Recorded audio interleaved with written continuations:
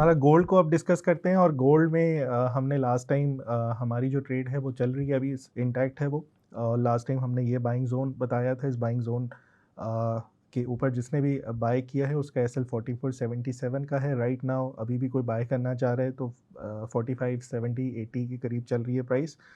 So still इसका stop loss 4477 का होगा। अब जो है हम अपने टारगेट्स को थोड़ा सा नीचे ले आते हैं क्योंकि ये बेयरिश लोअर हाइस के ऊपर है।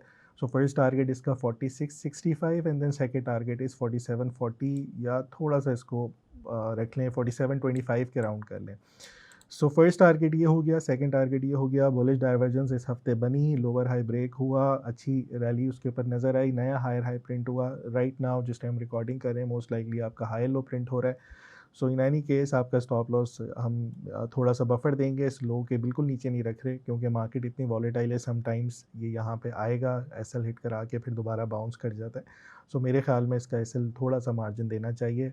अगेन रिस्क रिवॉर्ड के हिसाब से आपकी रिस्क मैनेजमेंट होनी चाहिए यहाँ पे। अगर आप सबसे छोटी लॉट माइक्रो लॉट ले रहे हैं तो 45, 70, 80 के ऊपर और 44, 77 आपका एसएल है तो $100 का लॉस है। ये चीज़ जहन में रख के काम कीजिएगा। लेवरेज के ऊपर ट्रेड्स ना किया करें बहुत ज़्यादा, आपके अकाउंट्स भी इसके ऊपर वॉश हो सकते हैं, चाहे आप PMEX के ट्रेडर हैं या बाहर फॉरेक्स ब्रोकर्स के ट्रेडर हैं।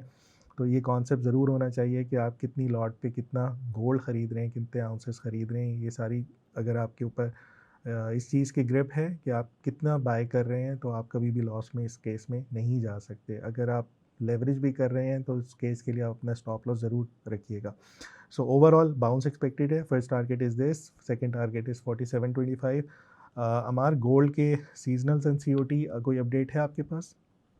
बिल्कुल, इसके सीजनल्स के ऊपर अभी आ जाएं तो एक ऐसे पॉइंट के ऊपर ये इस टाइम पे मौजूद है जो जहां से थोड़ा सा एक बाउंस नजर आ रहा है।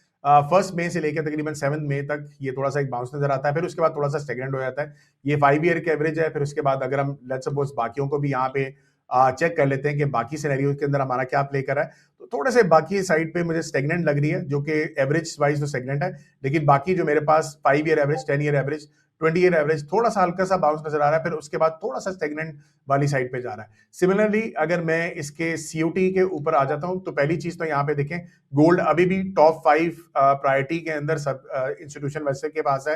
लेकिन अभी जो है अगर हम इसके COT के ऊपर जो नंबर वाइज देखें तो अब ये काफी हद तक इसकी पोजीशंस बहुत स्टेगनेंट हो गई हैं। यानी कि अब जो इंस्टीट्यूशन इन्वेस्टर है ना मेजरली इसमें सेलिंग देख रहा है ना इसमें बाइंग देख रहा है, तो मेरे ख्याल से वेट एंड वॉच वाला ही चक्कर चल रहा है। सरमाया.com, जहां हर फैसला बने सरमाया।